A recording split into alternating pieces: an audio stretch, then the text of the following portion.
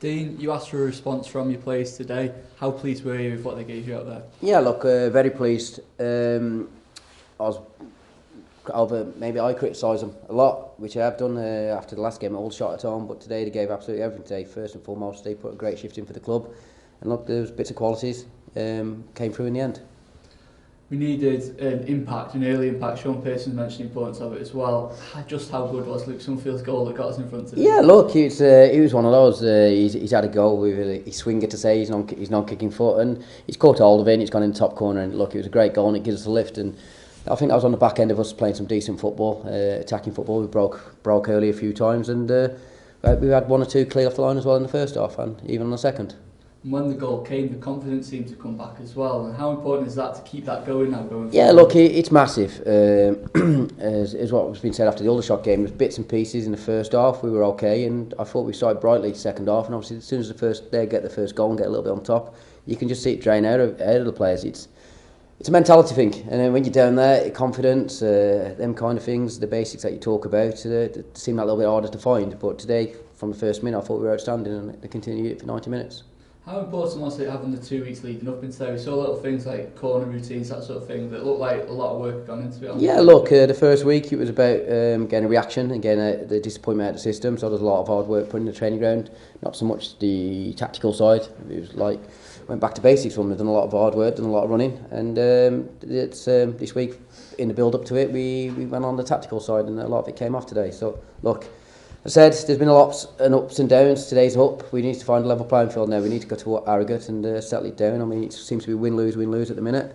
It'd be nice to get out and get another win next week. What do we need to take out of this game to start to find that consistency now? It's just the confidence how they played, especially even like the last 15 minutes. It was nice to enjoy, and obviously a game, and we got the third goal, the penalty, and I said there was a couple cleared off the line. It could have been a lot more, but it's not, and you're always wary of the threat they've got on the break and at the counter-attack. And the second goal today came from Dan Jarvis. What did you make of his debut? Yeah, his debut's go. He was very good. He showed glimpses of what he's about. He's a confident young lad. He's a good little football player. He can play in numerous positions. As I said, for us as a football club going forward, he's something to look at over the next few years. He'll play his part in his club going to where it needs to be, and that's hopefully over the next few years being back in the Football League. And on the shorter term, how is he? I thought it looked like a little. Yeah, he's cramp. that was a welcome to men's football. That was. Look. It's not that he's not played 90 minutes this season. He's played a fair few, but that's a welcome to men's football. It's relentless. It's non-stop. But I have no doubt the lads enjoyed it. He'll take it as a positive. He's come out, he's sampled it, he's trained, he's been into the group, integrated himself into the group. As I've just said to him before the game, they go out and enjoy it, and he looked like he did. And to get a goal in your debut, it's always massive, but let's not get too carried away with the lad, not put too much pressure on him and too much expectation on him. As I said, this is his first one. There's hopefully he'll play his part over the next 15 games going.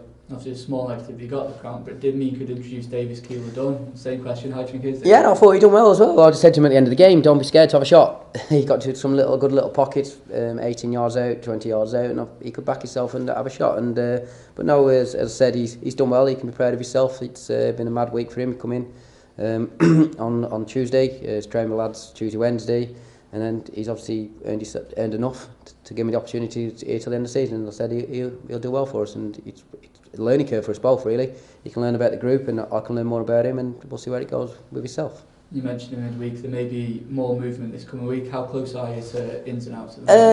Outs, not as close as I want to be. There's a few that's turned opportunities down. There's one or two more potential things maybe in the pipeline next week for one or two to go out, but ultimately it's the player's decision. If they want to go out and play football, that's their decision. And as I said, coming in, I'd like to think that maybe we can add one or two before next week's game. There's a few positions looking out, made a couple of offers, put them out there, and just waiting to see whether clubs are happy with them. See if we can get a few of their players in. If not, we'll go on to our next targets. We were close this week.